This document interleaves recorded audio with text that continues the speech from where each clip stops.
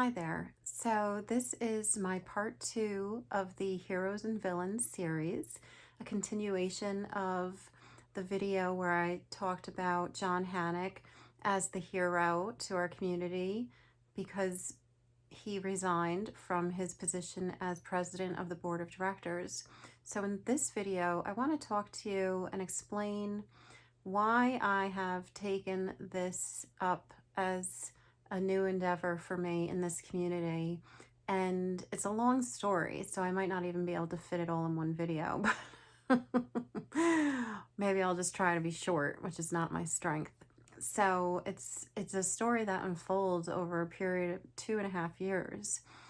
But I want to talk about how someone can be your hero and your villain. People can be two things at once. So a lot of times in what we see on social media and Facebook especially when groups aren't moderated and things get out of hand with commenting and drama, is people get painted, with the broad stroke about who they are. And so people want to broad stroke somebody as being negative just because they want to see improvement. And you can be a good person and a concerned person, and you can get into good trouble. As John Lewis said, get yourself into good trouble, because it's important to call on leaders and authorities and governing organizations and politicians to do the right thing and to lead with transparency. So I want to share with you my story about all of the trouble that I have been making for this community. And I would call on you all to get in a little good trouble yourselves. So I told you I moved here in 2020. My son was very young at that time, and he's grown up, so he needs mommy less. And I have a lot more time in my hands. So in the summer of 2023, I was reading the newspaper, which I love to read a newspaper. I don't know if anyone else likes to read a newspaper, but I grew up reading black and white print, and I really enjoy that. So I was reading the Hemlock newspaper cover to cover every month, and every summer they talk about the elections coming up and about joining committees. So there was an advertisement in the newspaper, more or less, an advertisement saying join a committee, and it said we need people on the Recreation Committee and the PLUA Committee, which is Planning, Land Use, and Architecture. There's like 10 committees, I think 9 committees. I think we just got rid of one. And so many ad hocs and so many subcommittees. I mean, it's insane the amount of committees in this community, but we do have a very large community here. So I wanted to get involved and be of service. As someone recently messaged me and told me that I insert myself where I think that I'm needed and I'm not wanted, apparently. So I wanted to get involved. I saw that there was a need. I didn't know what this was. I didn't know that this was like every year. This was their annual organization and reorganization of bringing people into committees every August. So I signed up. You have to send like your resume, and thought it was all official. I didn't know anybody can join a committee. Like I thought I was getting a job interview. So I joined the committee, and I remember the first day that I met John. So it was the Recreation Committee. They are in person down at the Public Safety Conference Room. So went down there, showed up, and I always dress a little bit extra. And there was like packed room, and there was one seat available, and it was right next to John Hannock. I didn't know who, well, I might have known who he was, but I sat down right next to him, and he was like, moved himself over and looked very pleased to see me. Don't know why, but you can speculate. They like to get people involved who are younger and family oriented, because a lot of the people who volunteer to do committees and to do board positions are often older people who are not older people, but retirees, people who have more time on their hands. So it's not often that you get younger people involved. And that's another issue we'll talk about another day, because I think people should be engaged because we're raising families here. So John looked very pleased that I was a new person on the board, and I had a lot of questions because I didn't know what was going on, and I don't like to read rules, so I didn't probably even read all the rules, but you get this set of rules. So I was trying to see what committees do, and I was asking a lot of questions. And I remember the first day, and John was saying, "Are you happy now that you got all your questions answered?" And I said, "Yes, I'm very pleased. Thank you." So that was the relationship in the beginning. He was very pleased that I had joined the committee, and he was very pleased that I was asking questions. And then what happened in that fall in the community was we had a water issue, a whole nother story. I've mentioned it in other videos, but people were questioning the water. And again, I wasn't that involved. I wasn't in all of the groups on Facebook. And frankly, my water was fine. I didn't have an issue. I noticed my water was brown a couple of times, but it wasn't something that was every day. And I thought it was just, when you don't, sometimes things get reflushed or something when they flush the hydrant. So I thought it was like a one-time thing. But I was noticing all of this talk and all of this call from members to be transparent. And basically it culminated in a really serious legal problem where DEP had to come investigate. And the culmination of it was in January of 2024. So a whole bunch of members went to the board meeting for members time, and it was like a packed room, like one of those town halls where people are really angry coming in with their pitchforks. So they had even public safety there to manage the group. But what I saw was that the board of directors aren't always respectful. So I had started watching the meetings and noticed that members were not always treated with respect. When they spoke up, they were often minimized, or there was body language like, this type of thing going on, or eye rolls like, this person again. And there was just, for me as a social worker and me who has studied human behavior, I was like, this is a bad scene. And it actually ended up where I think somebody was given a ticket for disorderly conduct. So there's tension. Let's just say that there is a lot of tension between the board of directors then in 2023, 2024, and the membership. So this was a huge issue. People, I won't get into it because I don't want to get into trouble, but if you want to know, you can message me. So anyway, that meeting happened and I sat back and I said, this is not good. So I wrote a little psychological assessment of all of the board of directors. Now there's 9 directors. This is going to be definitely a two-parter because I already say it's 8 minutes in. So I wrote what I would call an unprofessional, unsolicited psychological analysis of all of the directors on the board and our new community manager. He was like brand new for like a year, I think. And then our assistant community manager, who's been around since I want to say like around 2010. And people were not happy. Members were outraged. Members were asking for them to resign. They wanted accountability. So it literally was like raising your pitchforks. And I wrote this as an email.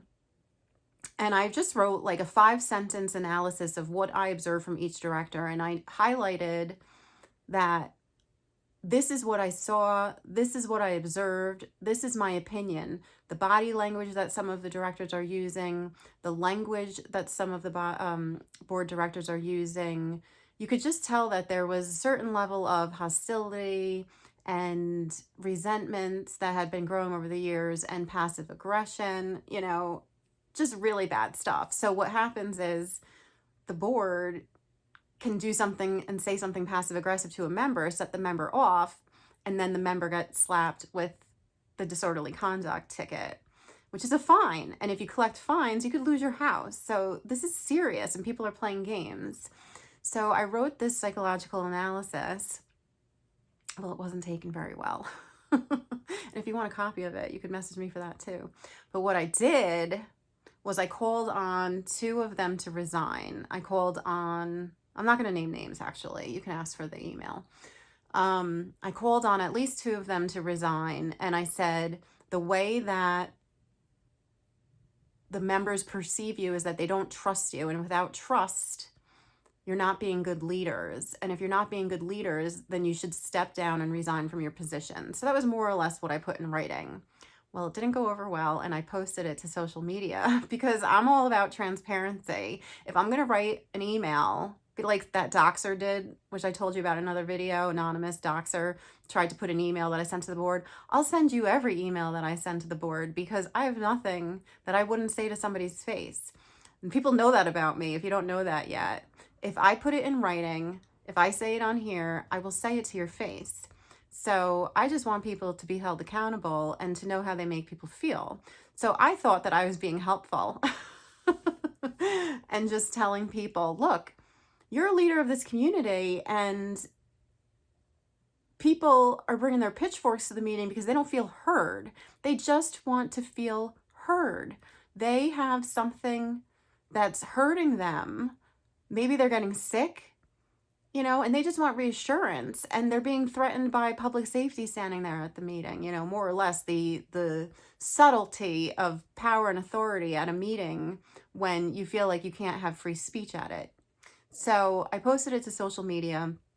The next thing I know, I got a letter from the board of directors with John being the president of the board, and it said, you sent this email, you posted it to social media, you're placing this community at risk. And so they said, you are hereby removed from your committees. So I was removed from the Recreation Committee and the PLUA Committee 6 months in. So that was my big stint. Well, come to find out, they really have no power and control over you because any member can attend any meeting. So you actually don't need to be on the committee. So what I did was at the next recreation meeting, they're back to back. 8:30 on Sundays is recreation, and then 10:30 is PLUA. And I was in those two committees. So John was the board liaison. So I showed up that next meeting after I had been officially removed as a member of the committee, which means that you can vote. You can vote and you don't have to wait for members' time. Well, I showed up. There was a seat right next to John, just like my first day there. And I sat down right next to him, and he got all, whatever it's called. I'm getting older. I don't have my words handy. But anyway, he got all uncomfortable and shuffled his papers, got all discombobulated. But, I like to do that to people because I'm not afraid to stand up for my rights. I'm not afraid to stand up against authority. I'm not afraid to stand up against people who abuse their powers. So they removed me from my committees. Well, you can't remove me from being a resident here, and I have the right to attend any meeting I want and contribute at members' time. So ever since then, I go to all the committee meetings. But I wanted to show, no, you don't have power and control of me. You can't take my power and control away from me. I'm the power and control here over this person. So one thing you need to know is that you still have your own power here. You still have your own authority here, and they can't take that away from you.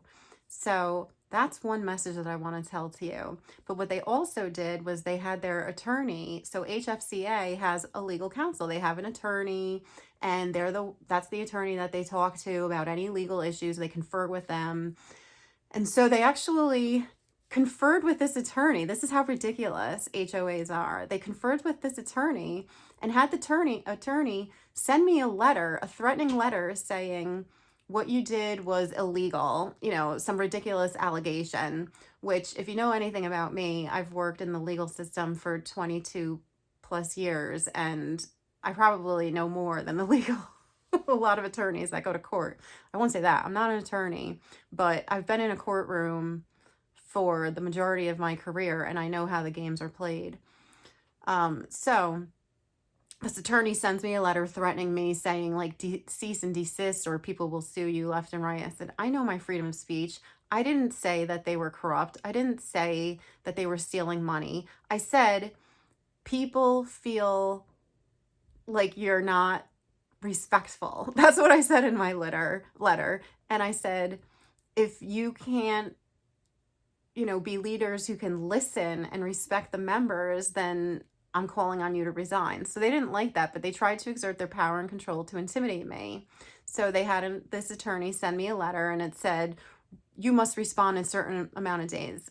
I don't respond to attorneys, okay? So just so you know, you do not need to respond to an attorney. If somebody wants to sue you, they have to make the effort to go to court and file a petition, and then a judge will summon you to court. You don't have to do anything. You never have to respond to an attorney. So, like a month went by and the attorney sent me a letter and was like, "You never responded to my letter." You're right. I did never respond to your letter and I'm never going to. So, anyway, that's part one of the story and how John labeled me as the newest troublemaker in Hemlock Farms. And what I will tell you is when somebody wants to pick up a fight with me, I will engage in that fight, mentally, because I don't like when people try to intimidate other people and take their powers away from them. We all have personal power. We live in America. This is a free country. We have the freedom of speech. We have freedom of the press. They have a narrative that they want to put out. They have their Hemlock newspaper, which I referenced in that other video. That's not the real story. That's the narrative that they want you to hear.